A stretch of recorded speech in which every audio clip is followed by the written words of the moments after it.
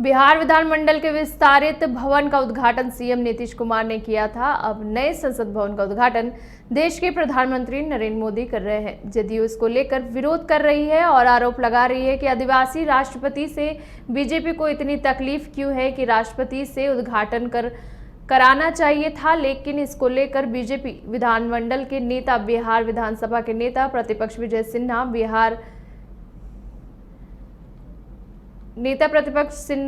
सम्राट चौधरी विधानमंडल के विस्तारित भवन को लेकर प्रदर्शन कर रहे हैं और उनका कहना है कि जब मुख्यमंत्री नीतीश कुमार ने विधानमंडल के विस्तारित भवन का उद्घाटन किया, तब प्रधानमंत्री अगर लोकसभा का उद्घाटन कर रहे हैं तो इतनी तकलीफ क्यों हो रही है।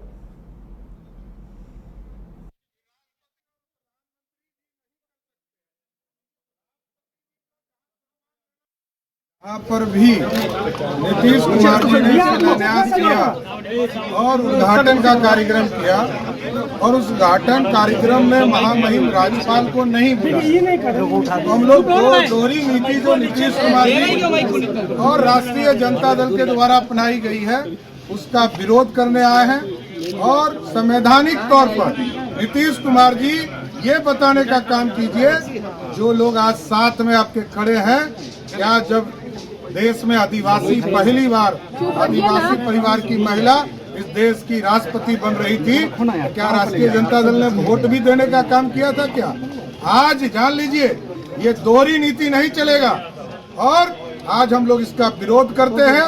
नीतीश कुमार जी दोहरी नीति अपनाना बंद कीजिए। अतिरिक्त पुलिस बल की तैनाती की गई है, क्या कहेंगे? अब देखिए, इनके मानसिकता में सिर्फ और सिर्फ इनको अपराधी को जेल से छोड़ते हैं और जब माननीय विधायक विधानसभा आते हैं इसी तरह पुलिस प्रोटेक्शन लगाते हैं। तो इसलिए आप समझ लीजिए, आम लोगों की चिंता नहीं है, सिर्फ खास लोगों की चिंता है। संसद भवन के उद्घाटन पर जेडीयू अध्यक्ष ललन सिंह ने कहा है कि देश का इतिहास बदलने की कोशिश हो रही है। लोकतंत्र मतलब मोदी की परिभाषा गढ़ी जा रही है। देश प्रेम का मतलब मोदी बताया जा रहा है। देश में एक भी संवैधानिक संस्था निष्पक्ष नहीं बची है। संसद भवन के उद्घाटन में विपक्षी दलों के नाम पर केवल नॉर्थ ईस्ट के कुछ दल शामिल हो रहे हैं। के मंदिर का हम काहे का अपमान करेंगे? लोकतंत्र का मंदिर तो मेरा है। लोकतंत्र के मंदिर का सर्टिफिकेट देंगे सुशील मोदी? इस जो पार्टी इस देश में सारे लोकतंत्र को समाप्त कर रही है, वो लोकतंत्र का सर्टिफिकेट किसको दे सकता है? आप बताइए, दिल्ली में क्या हुआ? दिल्ली में सर्वोच्च न्यायालय ने, सुप्रीम कोर्ट ने 5-0 से 5 जजों की संविधान पीठ ने दिल्ली के चुनी हुई सरकार को अधिकार दिया। 5-0 से, किसी जज की असहमति नहीं थी। सुप्रीम कोर्ट ने यह कहा कि चुनी हुई सरकार पर कोई मनोनीत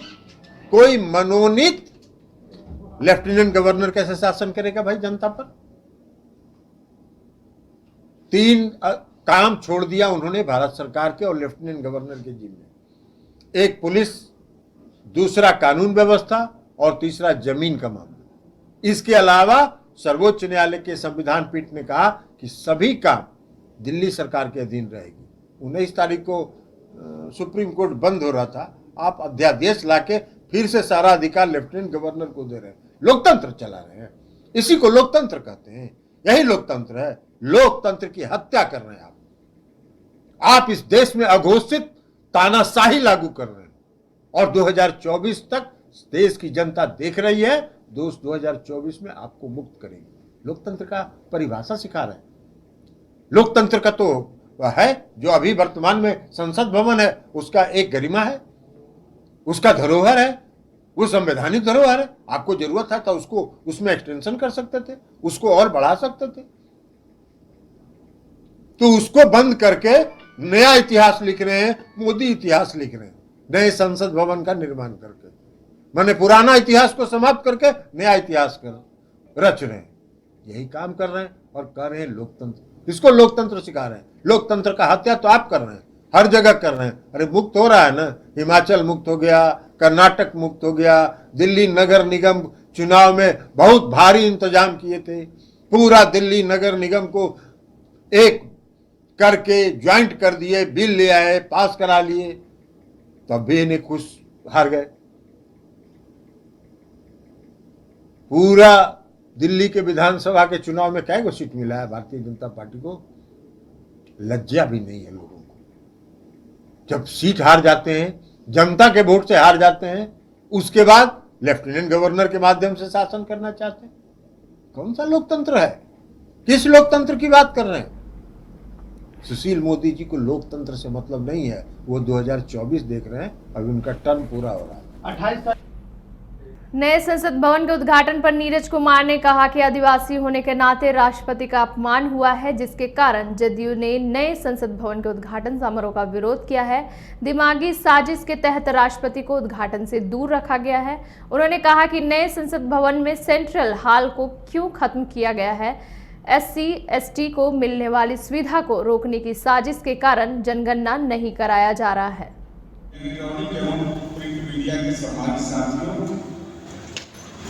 आज का संवाददाता सम्मेलन करते हैं सर। आज यह कहा जा रहा है, देश के अंदर ये विमर्श का विषय बन गया। बिहार के नेता बीजेपी के बीच में शामिल हुए। उन्होंने कहा कि आपने महामहिम राज्यपाल को बुलाया था, इतनी भी जानकारी आपको नहीं है कि महामहिम राष्ट्रपति का चुनाव होता है। वो नॉमिनेट नहीं होते हैं, वो निर्वाचित होते हैं। संसद के सदस्य और साथ ही साथ विधानसभा के माननीय सदस्य वोट डालते हैं। तो आप तुलना किससे कर रहे हैं? वो तो महामहिम राज्यपाल को नॉमिनेट किया जाता है और आप तुलना कर रहे हैं महामहिम राष्ट्रपति का।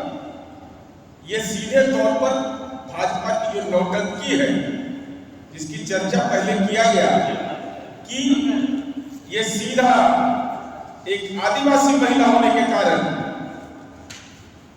आपने यह अपमान, महिला होने के चलते भी और आदिवासी होने के चलते आपने देश के प्रथम नागरिक का अपमान किया है। यह सर्वविदित है। यह देश की जनता, इसीलिए जनता दल ने यह फैसला लिया कि अब उस पूरे कार्यक्रम से बाहर निकलना। और कहते हैं विस्तारित भवन के बारे में क्या क्या बोल रहे हैं भाई? इतिहास को बदलने की कोई कोशिश मत करिए। 1970 में तत्कालीन राष्ट्रपति बीबी गिरी ने संसद भवन के एनेक्सी बिल्डिंग का भूमि पूजन और शिलान्यास रखा था और इंदिरा जी ने उसका उद्घाटन किया था। लेकिन यहाँ तो समय घन गोपाल थे। हम ही शिलान्यास भी करेंगे और हम ही उद्घाटन भी करेंगे आदरणीय नरेंद्र मोदी जी के द्वारा। इसलिए हमारी समझ है कि सीधे तौर पर राजनैतिक रूप से यह दिमागी साजिश के तहत कि वो आदिवासी हैं, उनको राजनीतिक रूप से अछूत मानते हैं प्रधानमंत्री नरेंद्र मोदी और अमित शाह, इसीलिए उनको उद्घाटन कार्यक्रम से वंचित किया गया। अब हम इनको बताना चाहते हैं कि जरा देख लीजिए ये कितने बड़े सनातन धर्म का अपमान करने वाले लोग हैं। यह जो संसद भवन है वर्तमान का, इसको जब आप देखेंगे तो ये मंदिर जैसा आपको नजर आएगा। मंदिर जैसा आकार इसमें नजर आता है, मंदिर जैसा दिखिएगा। और मैं इसको 2 मिनट का आपको विस्तार से इस पर चर्चा करना चाहता हूं। यह इलेक्ट्रॉनिक एवं प्रिंट मीडिया के